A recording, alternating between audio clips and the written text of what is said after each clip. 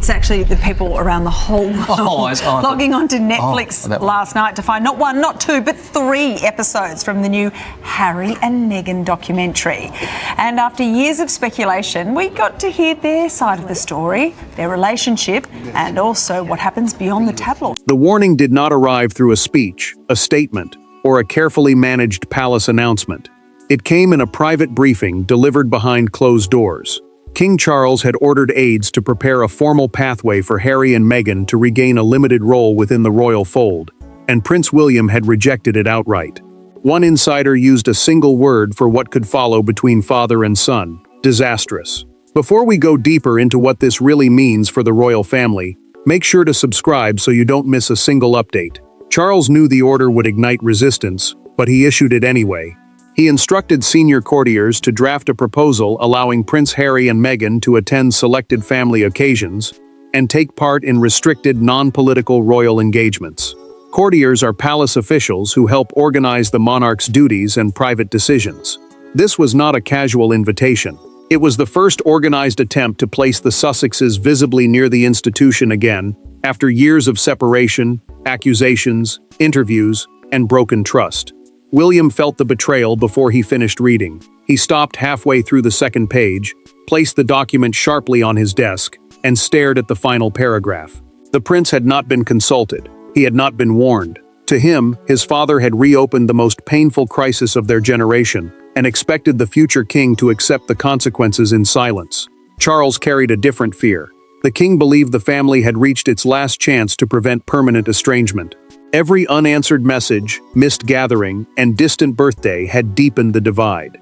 He feared another year of silence would leave Harry outside the family forever, not merely outside royal duty.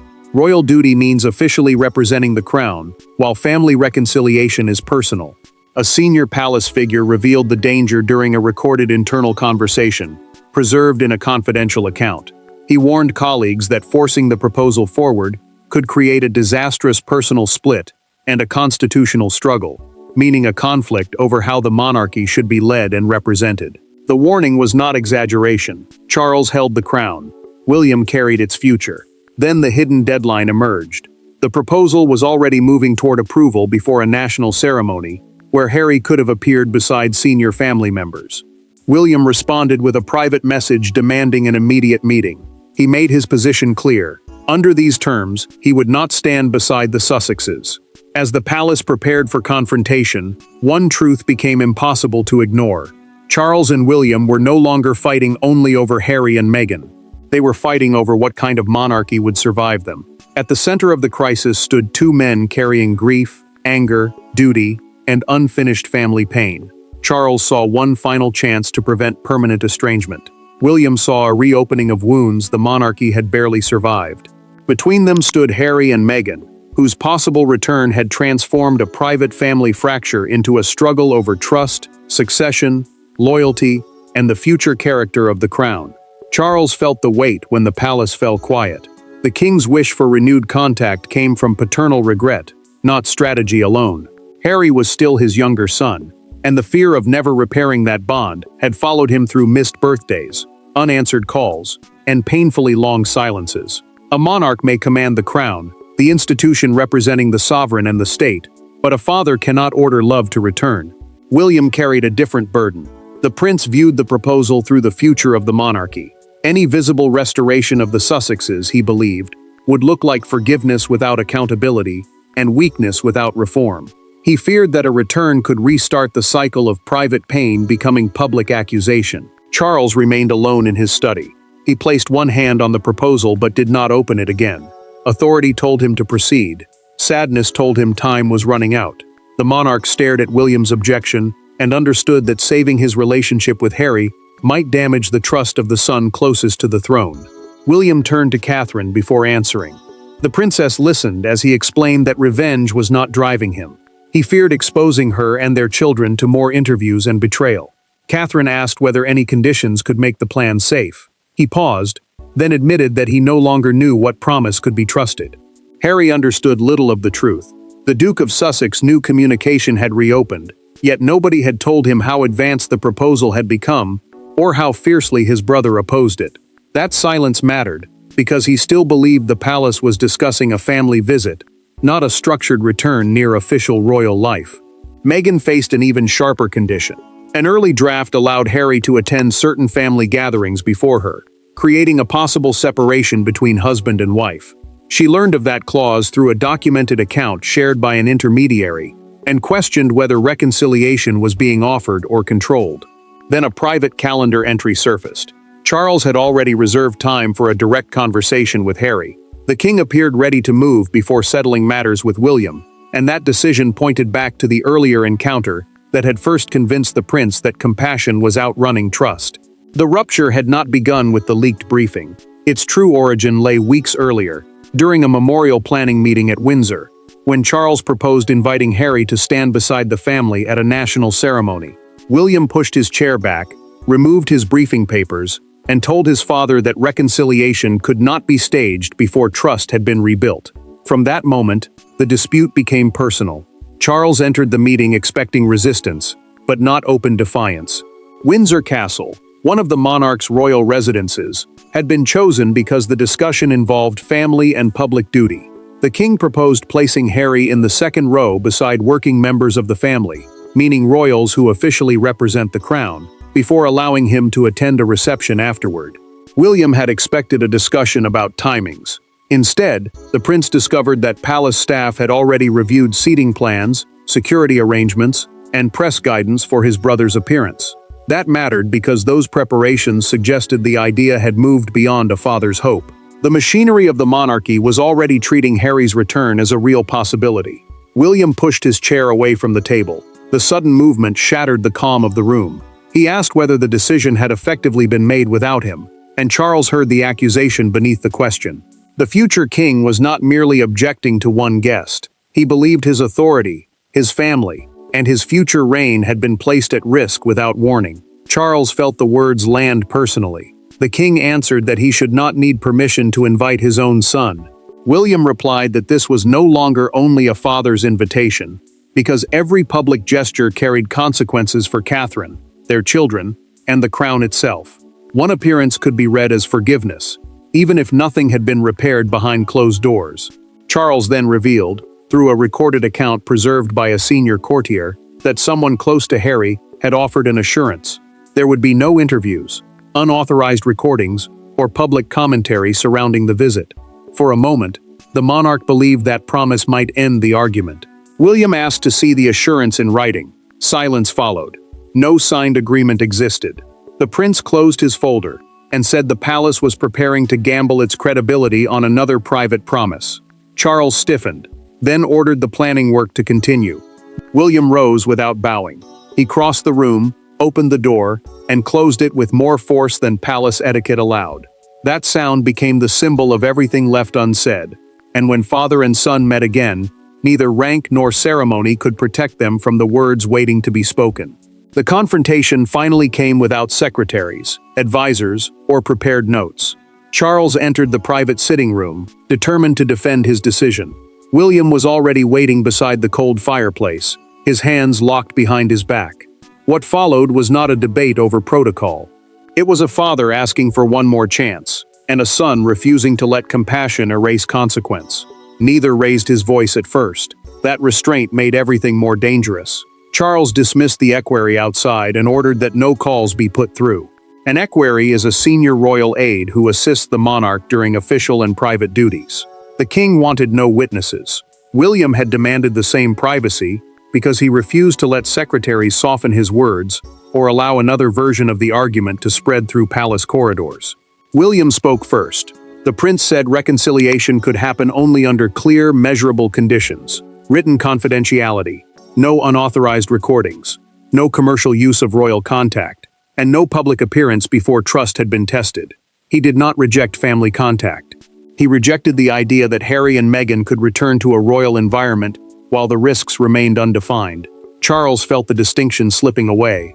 The monarch told his eldest son that one day he might understand the pain of watching two children become strangers. His voice carried regret, but William heard pressure. He believed his father was using grief to push aside concerns that had protected Catherine and their children for years. William's control finally cracked. The future king said he had watched private family pain become global entertainment. He had seen Catherine dragged into accusations she could not answer without deepening the scandal. He had watched their children become part of arguments they did not create. His voice tightened when he said he would not knowingly expose them again. William then placed a single-page memorandum on the table.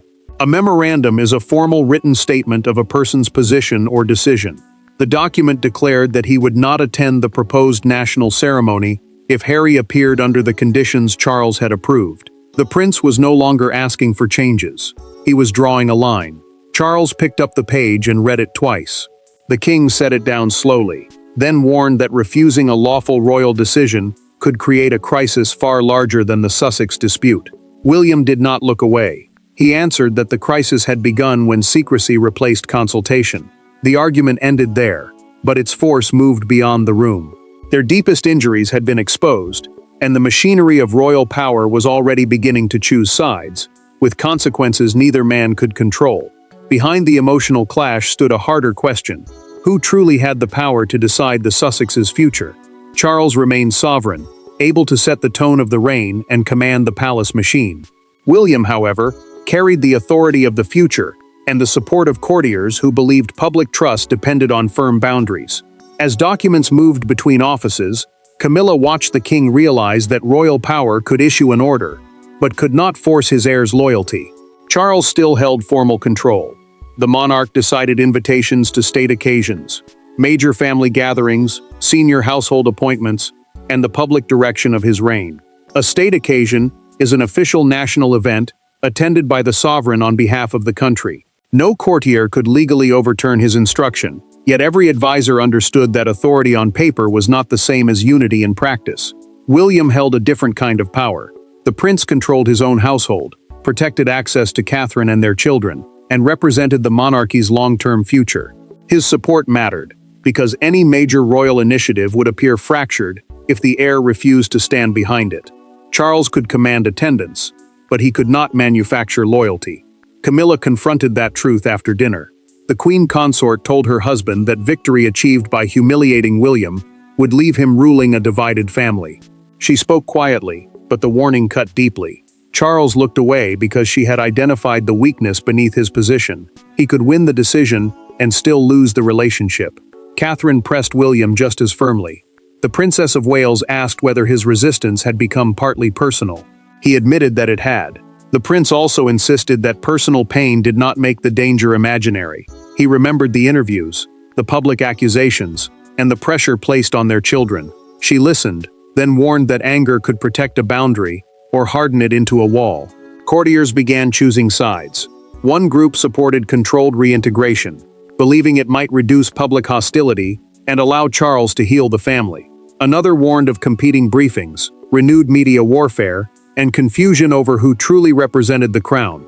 Palace lawyers then drafted safeguards requiring confidentiality, approval of public statements, and no commercial use of royal participation. Harry had not accepted those terms, leaving Charles exposed, and William convinced that the palace was advancing a promise nobody had secured in writing yet.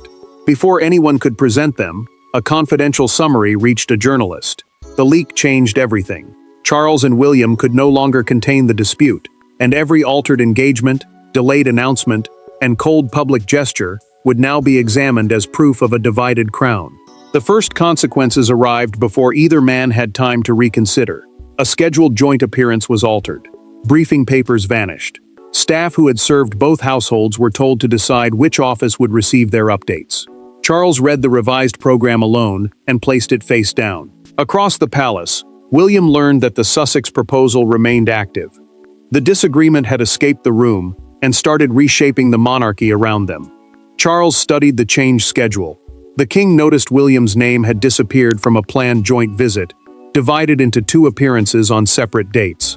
A joint engagement is an official event attended by senior royals together to show unity.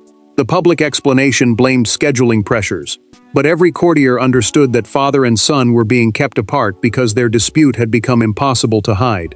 William felt the consequences spreading through his household. The prince learned that routine updates required approval before crossing between royal offices. Staff feared that sharing one document with the wrong aide could be treated as taking sides. That paralysis mattered, because the monarchy depended on coordination, yet suspicion was turning simple decisions into tests of loyalty. Charles removed his glasses and stared at the empty space beside his name. The monarch asked whether his son had approved the change. When the answer came back yes, he lowered his eyes. William had not issued a public challenge, but the missing name delivered the message more sharply than any statement. Harry received part of the truth during a private call with a trusted intermediary. The Duke of Sussex learned that his possible return had caused a clash. He fell silent, then asked whether William opposed his presence or only the conditions around it. No clear answer came, leaving him trapped between hope and humiliation. Meghan heard the warning beneath that uncertainty. She told Harry that accepting restrictive terms could let the palace control their public position, while continuing to treat them as outsiders. He argued that refusing contact might close the door forever. She answered that a door opened halfway could still become a cage. William then discovered that Charles had authorized a direct channel outside the normal palace structure. The prince saw that secret contact as proof that the proposal was becoming a private agreement rather than a transparent royal decision. Harry sent a message asking to speak with his father. Charles read it but did not answer. The king now faced the choice he had feared: reach for one son and risk losing the trust of the other. No administrative compromise could solve that wound. Only another private conversation with William remained, stripped of titles, advisors, and royal authority. The turning point came late at night, far from advisors and official language. Charles asked William to meet him alone in a small library once used for private family conversations. No folders waited on the table. No aides stood outside the door. The king admitted that his decision had been driven not only by duty, but by fear that he might lose Harry forever. William's anger remained, yet for the first time, he saw the father beneath the crown. Charles had chosen the room. The monarch avoided the state apartments, the formal rooms used for meetings and ceremonies, because he wanted no institutional shield between them. He left every briefing paper behind and asked William to answer him as a son, not as the heir expected to defend the future of the monarchy. Charles spoke before courage could leave him. The king admitted that he had moved the Sussex plan too quickly. He had hidden parts of it, because he expected William to reject the idea before any discussion could begin. That secrecy had been wrong, he said, and the confession changed the air between them. William listened without interrupting. The prince heard his father describe missed birthdays, unanswered messages, and family milestones observed from a distance. Charles feared that silence would soon become permanent, leaving Harry beyond reach not as a royal, but as a son. The pain in his voice stripped away the authority that had once made every disagreement feel like a command. William finally sat opposite him. The future king said he had also lost a brother. His resistance did not mean he felt nothing. It meant the betrayal had cut too deeply to be repaired through ceremonies, seating plans, or carefully controlled appearances. He could support contact, but he could not support pretending trust had already returned. William then offered a compromise. Charles could speak privately with Harry and rebuild the relationship away from official duty, but the proposed royal return had to be suspended. Royal duty means formally representing the crown in public. Family forgiveness, the prince insisted, could not automatically restore that role. Charles accepted the distinction. The monarch acknowledged that he had confused forgiving his son with restoring a representative of the crown. The two acts could not happen together, and forcing them together had nearly broken his bond with William as well. Charles reached for the telephone. The king prepared to tell Harry that the proposal would change, knowing the call could preserve a fragile opening or destroy it. Father and heir had found common ground, but the public already believed the crown had split, and their private compromise was about to face a harsher judge. By morning, the dispute had become impossible to contain. One national newspaper carried a stark front page showing Charles and William walking in opposite directions beneath the headline, "Crown Divided." Outside Buckingham Palace, a small crowd gathered as broadcasters called the disagreement the most serious internal test of the reign. In a nearby car, William watched the coverage in silence, while Charles heard the same words and understood that private pain had become public judgment. Broadcasters framed the crisis as a battle between a father seeking reconciliation and an heir determined to protect the monarchy from renewed controversy. The monarchy is the system in which the sovereign represents the state, while the royal family supports that public role. That distinction mattered because Charles was being judged as both king and parent, while William was being measured as both son and future monarch. Palace communications officials issued a brief statement declaring that family discussions remained private. The statement offered no direct denial. That silence convinced many viewers that the central disagreement was real, and every word omitted became more powerful than the words included. William studied the front page while traveling to an engagement. The prince saw the image of himself moving away from his father and felt anger rise beneath his control. He folded the newspaper carefully instead of tearing it. The gesture revealed restraint, but it also showed how deeply the public version of the conflict had wounded him. Charles listened as a radio commentator accused him of allowing paternal guilt to shape royal judgment. The king switched off the broadcast and sat quietly beside Camilla. She placed a hand near his, but the monarch did not speak. He had wanted to save a relationship. Now the country was asking whether that hope had endangered the crown. Harry chose silence. The Duke of Sussex declined to issue a public statement, preventing an immediate escalation. Yet his restraint created a different kind of suspense, as media outlets began suggesting that secret negotiations were still moving behind palace walls. Senior aides then received the revised position. No immediate return to royal duties would occur. Private family contact could resume, but any future official role would require unanimous agreement and demonstrated trust over time. Royal duties are public responsibilities carried out on behalf of the crown, and the distinction finally separated personal forgiveness from institutional restoration. Charles and William agreed to appear together at the coming national ceremony. The decision created one final test. When father and son stepped forward before millions, leaked papers and headlines would lose their power, and the crisis would be judged by what they had chosen about family, forgiveness, and the crown. The final decision did not restore the past, and it did not destroy the future.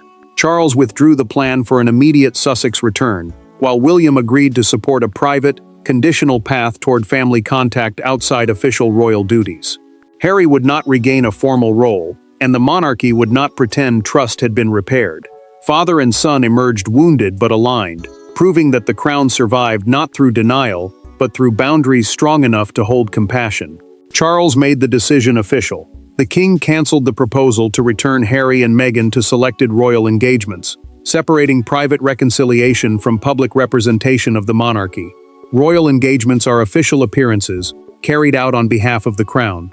That distinction mattered because affection could reopen a family relationship, but it could not automatically restore public trust. Harry received the news directly from his father. The Duke could speak with Charles and attend agreed private occasions, but no official duties, balcony appearances, institutional role, or automatic place at state ceremonies would follow. The king told his younger son that the door to their relationship remained open, but the door to royal service could not be unlocked by love alone. Harry felt the disappointment sharply. He had hoped that renewed contact might lead toward public acceptance, yet he understood the cost of another fight. Through a recorded conversation with his father, the Duke agreed not to challenge the decision publicly. He accepted that rebuilding trust would require restraint, patience, and silence where anger once demanded cameras. William entered Charles's room before their joint appearance. The prince noticed a fold in his father's coat and adjusted it without speaking. The gesture offered no dramatic apology, but it carried something deeper. The future king was telling the monarch that their bond had survived the confrontation, even if the wounds had not vanished. Charles and William then arrived together at the national ceremony. The king did not force warmth, and the prince did not perform forgiveness. Their calm presence showed that the monarchy had faced its division and chosen a shared position. They stood united not because every hurt had healed, but because both men had accepted the boundary. The crisis delivered its final verdict. Love could not erase accountability, and duty could not eliminate compassion. Charles kept a path back to Harry. William protected the future crown. Harry received a chance to rebuild trust without being handed a restored royal role. The threatened disaster was avoided because the family stopped confusing reconciliation with restoration. Thanks for watching. Please don't forget to like and subscribe, and we will see you in next one.